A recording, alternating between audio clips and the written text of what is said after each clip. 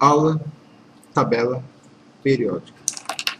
Primeiro, vamos ver aqui um pequeno histórico.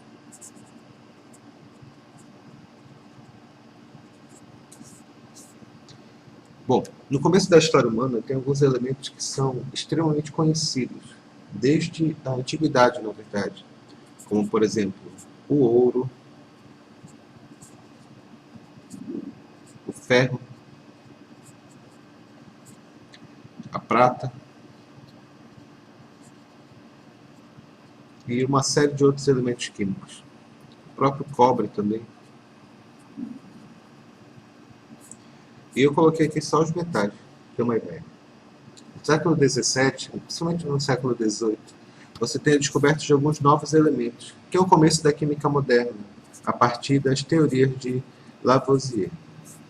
Você tem a descoberta de alguns gases, como, por exemplo, o oxigênio, o hidrogênio, e alguns metais, como, por exemplo, o alumínio. E isso, antiguidade, século XVIII. Porém, particularmente, a partir do século XIX, você vai ter uma quantidade enorme de elementos químicos conhecidos. Por exemplo, a partir de 1800, nós temos uma média de 40 elementos conhecidos. A partir de 1850, nós temos cerca de 60 elementos conhecidos. A partir de no final disso daqui, quase chegando em 1890 a 1900, nós temos cerca de 100 elementos químicos conhecidos. O fato é que esses tijolos da matéria, eles são descobertos e, obviamente, as primeiras tentativas são o que nós chamamos de agrupar esses elementos químicos. Como é que se organiza elementos químicos? Bom, organiza do mesmo modo que se organiza qualquer coisa, verificando características semelhantes. Um exemplo que a gente pode colocar, antes de falar de tabela periódica, é falar das primeiras tentativas de classificação. A primeira tentativa de classificação dos elementos químicos, lembre-se, o que é classificar? Tá, não tem razão. O que significa classificar? Classificar significa organizar algo. Como, por exemplo, uma criança que tem uma coleção de pedras. Como é que ela classifica? Talvez a pedra mais escura, ficando junto com as pedras mais claras, fiquem junto com as claras, as pedras mais escuras ficam com as escuras, as maiores, por tamanho, por beleza. Ele inventa um critério de classificação. Os primeiros critérios de classificação dentro da química para elementos químicos foram verificar características semelhantes. Elementos químicos que são semelhantes. Semelhantes em quem, Henrique? Em suas propriedades químicas, principalmente. Por exemplo, em 1917, um cientista chamado Don Bereiner, ele agrupou o elemento que nós chamamos de tríades. Tríades é grupo de 3. Como, por exemplo, aqui ele pegou o lítio, sódio e o potássio. Ele percebeu que esses elementos aqui são, em primeiro lugar, eles são extremamente moles, eles são moles com a característica de manteiga, Isadora. Desse tipo, são metais e eles são tão moles quanto uma manteiga. Eles reagem fortemente com água e eles são muito parecidos fisicamente falando. Aí tem outro grupo de metais aqui, esse aqui é chamado de metais. Metais reativos, por assim dizer. Aí ele colocou outro grupo aqui. Vou colocar aqui. O cloro. São as primeiras tentativas de organização. O bromo e o iodo. Essa substância aqui ele percebeu que, dependendo do caso, eles são também extremamente reativos. Mas eles têm uma tendência a se transformarem em gases. O interessante aqui dessa história toda aqui é que isso aqui foi uma tentativa razoável, na verdade, na época, de agrupar elementos com características semelhantes. Mas a verdade é que dentro da química só era válida uma teoria se você conseguisse prever novos fenômenos. Embora essa primeira tentativa aqui fosse interessante no ponto de vista de agrupar alguns elementos químicos, ficava muito confusa, porque você tinha uma quantidade enorme de elementos, cerca de 100. Como é que você vai agrupar isso em forma de lei? Uma lei que você possa prever, que você possa repetir, que você possa usar praticamente em todos os casos. Olha, essa primeira tentativa aqui foi interessante, mas ela não dá certo, porque ela não se aplica a todos os casos. Tudo bem? Houve, mais tarde, um outro detalhe. Em 1862, o cientista francês chamado Charcot, ele imaginou os elementos químicos organizados como se fosse numa espécie de parafuso, em que você verificava as propriedades aumentando e diminuindo aqui. Por exemplo, você pode colocar alguns elementos aqui nessa tabela: lítio, sódio, potássio, e vai indo. Esse parafuso aqui, ele colocava vários tipos de elementos químicos. E foi uma ideia bem interessante, porque ele verificava de propriedades que aumentavam e diminuíam de acordo com a massa dos elementos. A gente já aprendeu, pelo menos o básico, que alguns elementos eles têm isótopos. Isótopo significa mesmo número de prótons, diferente do número de massa. Nós sabemos que o elemento químico ele tem massa. Elementos químicos diferentes têm massas diferentes. Mas a questão não era nem essa. A questão é que ele conseguiu organizar de acordo com o que nós chamamos de uma pequena tabela. Uma tabela um pouco arcaica, mas ainda era uma tabela. Essa tabela aqui ficou conhecida como parafuso telúrico.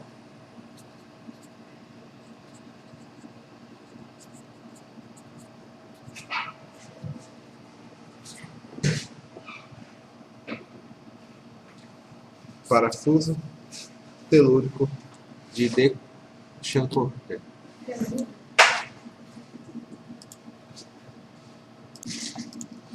Só repetindo, o nome disso aqui ficou conhecido como parafuso telúrico.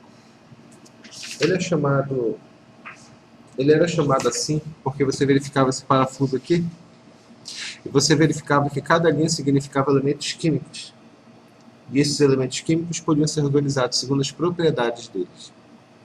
Olha, nos dois casos, tanto no caso lá de 1817 quanto aqui de 1862, foram interessantes essas tentativas, porque perceberam que existiam propriedades nos elementos químicos que aumentavam e diminuíam. Como assim, Henrique? É porque esses cientistas perceberam, quando você agrupava uma série de elementos, você tinha metal, depois vinha um líquido, depois vinha um gás.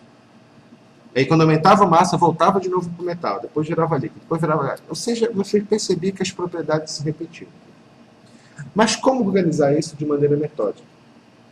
A primeira pessoa que organizou isso aqui de maneira metódica ficou conhecida. Na verdade, ele não foi o primeiro. Mas o trabalho dele foi tão brilhante que até hoje nós utilizamos. Foi o trabalho de Mendeleev. Vamos lá.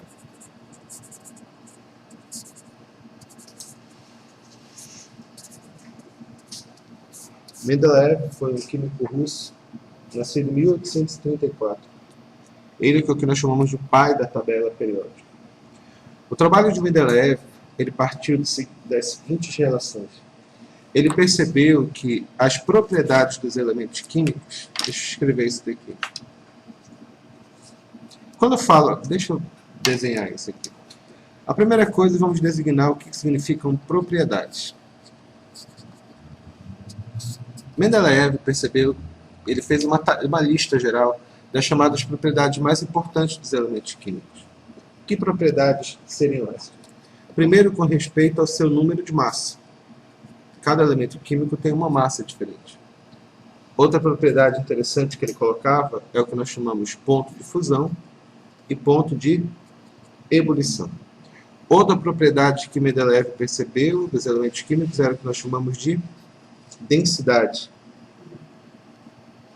Outra relação é o que nós chamamos de principais compostos, ou pelo menos como esse elemento químico é encontrado na natureza. E não menos importante, ele colocou a cor também. Então vocês perceberam aqui que a análise de Mendeleev era mais completa que a dos outros colegas. Ele colocava essas características aqui, massa, ponto de fusão, ebulição, densidade, principais compostos e cor, em pequenos cartões. E esses cartões ele colocava essas características dos elementos. E os cartões que tinham características semelhantes, ele colocava lado a lado, ou em linhas e colunas, que aumentavam e diminuíam. Era um trabalho bem meticuloso, bem interessante. Ele demorou alguns anos para terminar isso daqui. Mas seja como for, foi um trabalho muito bem feito. Ao organizar todos os elementos, mas principalmente as características dos elementos conhecidos na época, Mendeleev percebeu um padrão muito interessante. Qual foi a principal conclusão de Mendeleev quando ele estava organizando esses cartões aqui? Conclusões. Ele falou o seguinte, que as propriedades dos elementos químicos, as propriedades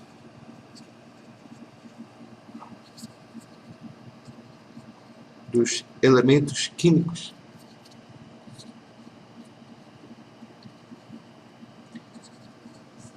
aumentavam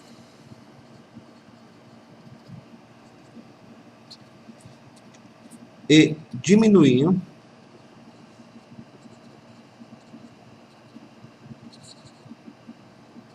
de acordo com o aumento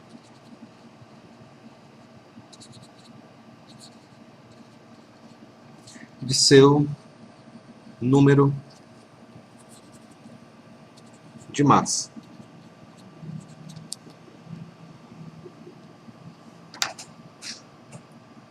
Bom, tá, e daí? Ele percebeu, isso aqui foi a principal conclusão dele. Ele expressou essa conclusão num desenho que eu vou mostrar agora.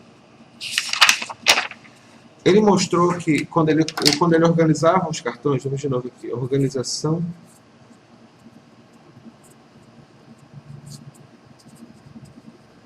de Mendeleev. Ele colocou uma série de cartões em que nós chamamos de linhas e colunas, como se fosse uma matriz. E colocou assim. Ele percebeu que quando ele organizava os cartões, e isso aqui vai aumentando, aqui você percebe que vai aumentando a massa do elemento, aumento de massa, você conseguia encontrar elementos de características conhecidas. A primeira coluna que ele montou foram chamadas colunas de metais. Do lado, quando ele começou a organizar os cartões, ele percebeu que você conseguia encontrar outros metais, claro, mas eram metais de características diferentes. Por exemplo, quando ele organizou a primeira coluna, ele percebeu que a primeira coluna eram de metais extremamente reativos. A segunda coluna também era de metais, mas eram de metais menos reativos.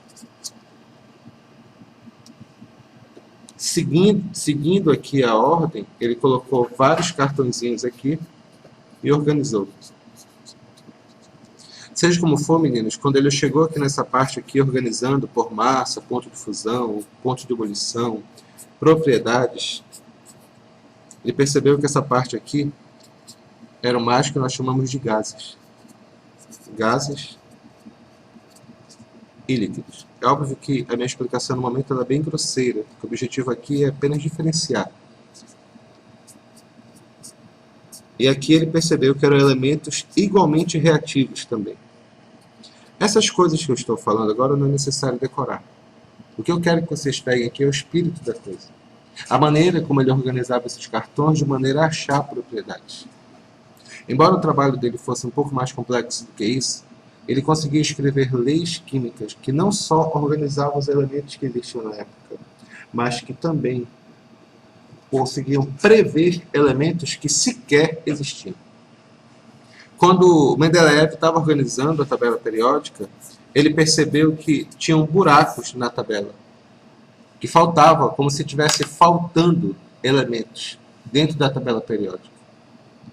Como essas propriedades elas aumentam e diminuem, como os dentes de uma faca, vai aumentando e diminuindo, aumentando e diminuindo, ele previu a existência de alguns elementos químicos. Teve um elemento, nós chamamos de hoje de zinco, do zinco, na verdade, que ele chamou de elemento X. É que faltava, não tinha sido descoberto aquele elemento naquele momento. Então ele escreveu numa folha de papel, baseado nas leis dele, como aquele elemento deveria ser. Ponto de fusão, ponto de ebulição, densidade. E quando foi descoberto finalmente esse elemento químico, anos mais tarde, era exatamente o que ele previu. É bem interessante isso daqui, porque essas leis aumentam e diminuem. Aumentam e diminuem de tal forma que você pode prever a existência de qualquer elemento químico. Ficou claro? Bom, seja como for, o que falou Mendeleev aqui? Mendeleev, resumidamente, o que ele disse? Que as propriedades de elemento químico, vamos descrever isso daqui, isso que é importante. O que ele falou? Só resumindo aqui. As propriedades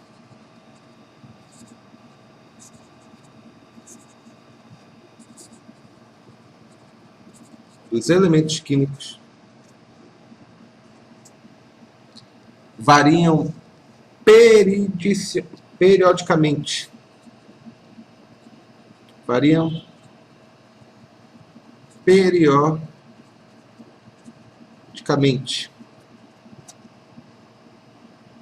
em função de suas massas atômicas.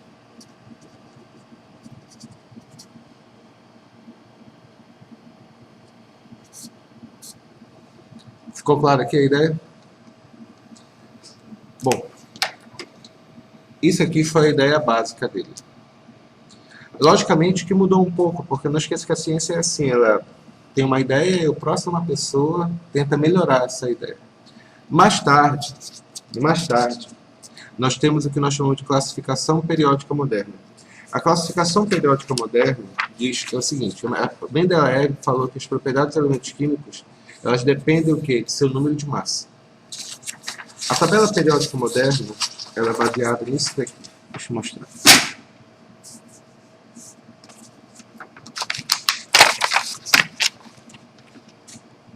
A tabela periódica moderna ela está organizada assim desse jeito.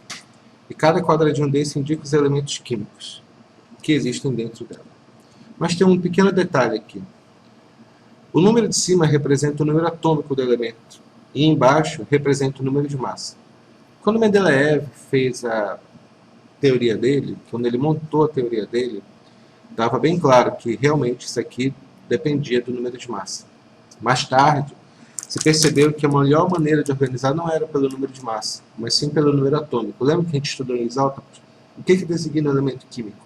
É o número de prótons, é o número atômico desse elemento. Só um minuto, por favor.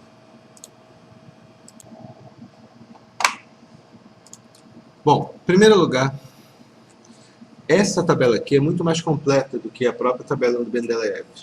Mas a gente pode escrever algo aqui que é o chamado novo enunciado da teoria atômica. O novo enunciado da teoria atômica é esse. Anotem aí, por favor. Que é o que vocês vão utilizar no vestibular.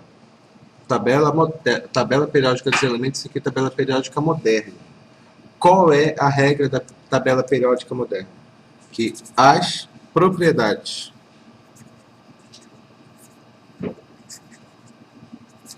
físicas e químicas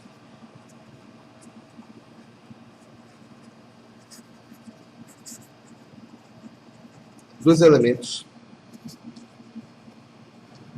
variam periodicamente na sequência